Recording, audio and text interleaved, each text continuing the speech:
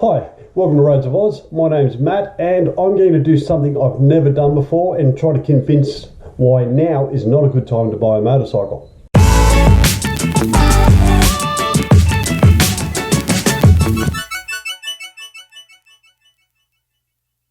So this was going to be a talking head video, but what I think I might just, instead of just looking at my head, we might just have a look at bikes instead, and I'll talk over the top of the video. Now, before you shut off, just hear me out. Going back a few months ago, there was a lot of panic. Motorcycle sales were quite low, so were car sales for that matter, and there was a lot of panic. The economy was going down the toilet, and new motorcycle dealers were prepared to cut costs on motorcycles.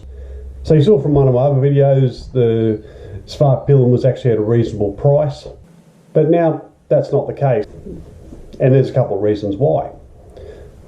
Now, just recently I went to two KTM dealerships.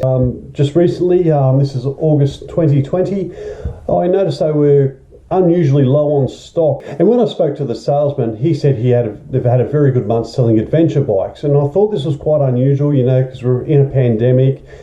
And then I started thinking about, well, maybe people are, instead of going on holidays, they're buying motorcycles because there's nowhere you can actually go. Countries are locked down. Even our own states are locked down. We can't even travel interstate at the moment. So maybe they've seen this as an opportunity to buy motorcycles and explore a bit of the countryside or ride trails with their kids. So a few months ago, our so-called generous government gave us a one-off access of $10,000 to our own super. That's very generous of them. And then the following financial year, 2020-21, another $10,000. And it was meant to be for people suffering hardships or a significant drop in wages. My guess is everyone's applied for this and they're just approving it left, right and centre.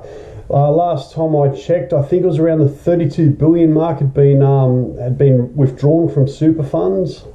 Now that figure could also be, you know, retirees drawing down on it. But they didn't give a specific number of money being removed from the said super fund. So, but still, 32 billion sounds like a lot, and probably is. The government called this, it's like a financial assistance package. I'm calling it the motorcycle stimulus package. So people are buying motorcycles using the money they saved for what they would have gone on holidays with. No problem there. If they got a loan, that's okay. Drawing down on your super on a motorcycle to get a motorcycle, probably not the greatest idea. And my advice is speak to a financial expert, speak to your accountant, and get a plan to pay it back. Now, the reason I say that is you might see that as, well, it's your money and you've got access to it, and by all means you do. If you look at it as a loan and you plan on paying it back, you'd have to pay it back with whatever the average return rate on it, and most industry funds are around the 9% mark. I jumped on the Money Smart website. Now, this is a government-run website. I looked up their compound interest calculator because that's pretty much what your super is. It's just interest in compounding annually. So I went into the site, I typed in $20,000, no regular deposits, and the compound frequency was annually over 20 years. So let's just base it off someone my age, mid-40s, got another 20 years of work life left. Now, my industry super is about 9.3%, so I dropped it down to a more conservative 9%. And over a 20-year period, if I wasn't to touch that $20,000, gain $92,088 over that 20-year period. And at the end of the day, even if you don't draw down on that amount, that works out to an extra approximately $200 a week in retirement that you've actually lost access to.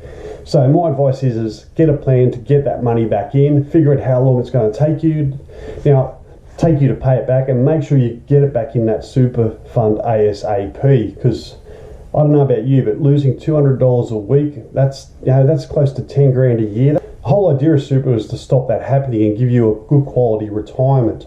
So my advice, can't stress this hard enough, please get advice from someone that has more knowledge than me on how you can make that work for you. If that's the path you're going down, make sure it doesn't bite you in the ass when you retire. Now, I did say it was a poor time to buy, and I'm putting this assumption on the fact that a lot of bikes have been sold. From what I've spoke to dealerships, they've been selling a lot of adventure bikes, and I'm not sure about the others. I'm not sure about your Hondas, your Kawasaki's, Ducatis. I'm not sure about that, or Harleys. I don't know. I'll be interested to see the sales figures for the next quarter, and my guess is they will have taken a bit of a spike.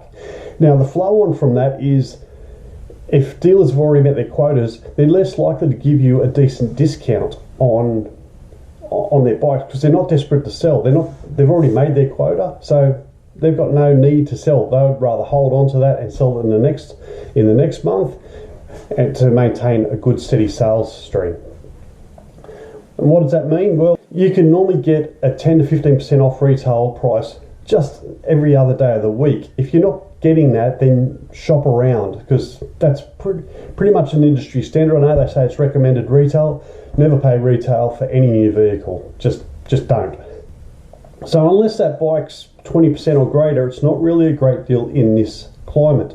And my advice is, if you've already got the money burning a hole in your wallet, I would put it away and hold off to when times are bad. The best time to be buying a new vehicle is when dealers are struggling. If you're buying it during their peak, happy days, they're selling lots, you're not going to get the best deal possible for you.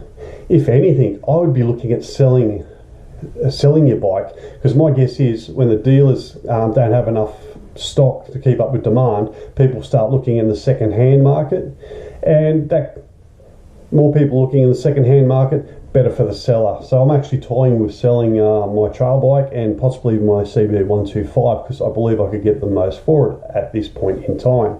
Anyway, that's just my opinion. If you don't believe me, have a look. Keep an eye on the sales figures. Check it out in the local magazines, or I think you can even find out online what the sales figures are for this quarter is. I'd be very surprised if they've gone down. The areas I expect them to go up in is the adventure bikes, trail bikes, and possibly even like people's dream bikes.